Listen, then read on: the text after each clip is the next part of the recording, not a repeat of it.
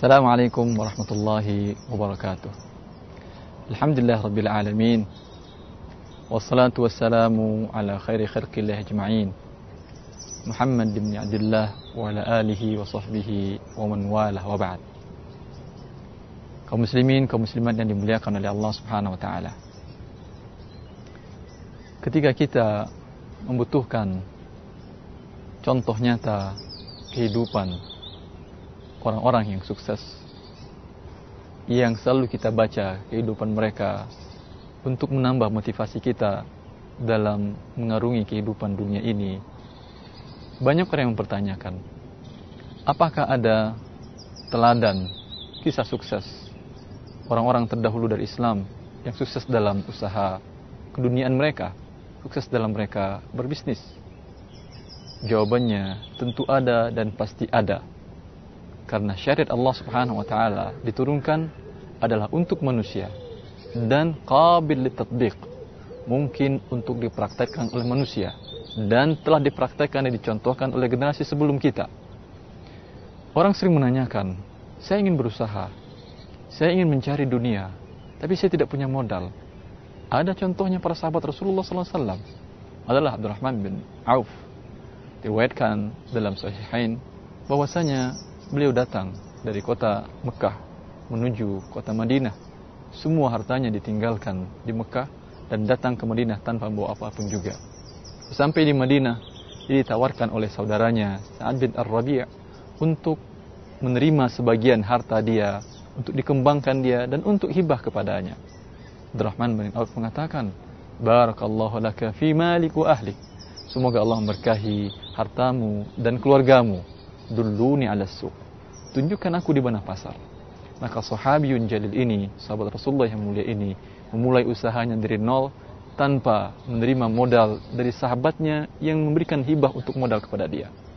Dia mulai usaha dari nol, membeli barang samin wal aqid, minyak samin dan susu yang keras, kemudian dijual, dibeli dengan cara tidak tunai, dijual dengan cara tunai.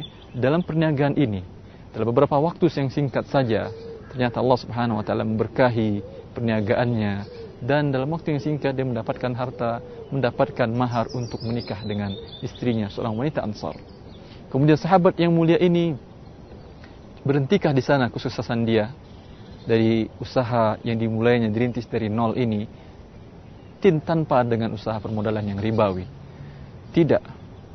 Akhir daripada kesuksesan dia diriwayatkan dalam beberapa kitab sahih dengan sanad yang dibenarkan, yang diterima, yang makbul, bahwasanya adalah Abdurrahman bin Auf ini ketika Rasulullah SAW wafat, dia pernah, setelah Rasulullah SAW wafat, dia pernah menjual salah satu kebunnya seharga 400.000 dirham.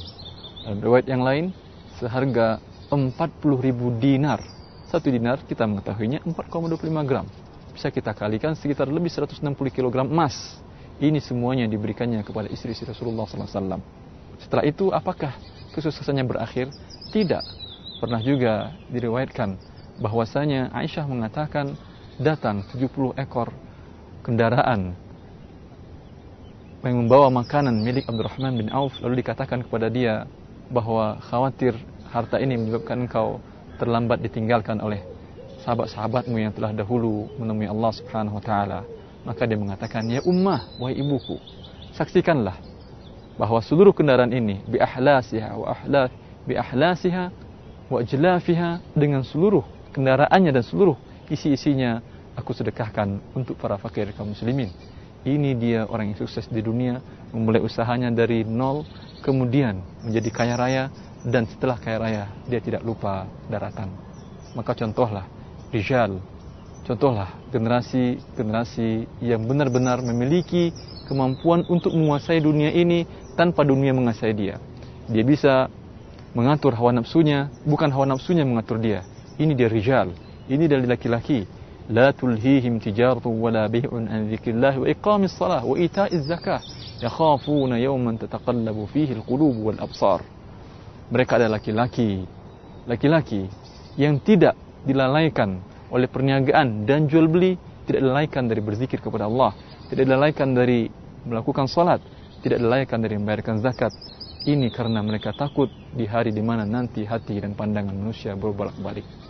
Ini kisah orang sukses sahabat Rasulullah SAW dan banyak lagi sahabat Rasulullah SAW yang lain yang sukses dalam kehidupannya, dalam syattal mayadin, dalam berbagai-bagai lini kehidupan. Ini diantaranya orang sukses dalam berbisnis, dan bisnisnya tidak membawa dia seperti Qarun yang berakhir dengan kehancuran karena kesuksesan dia dalam mencari harta.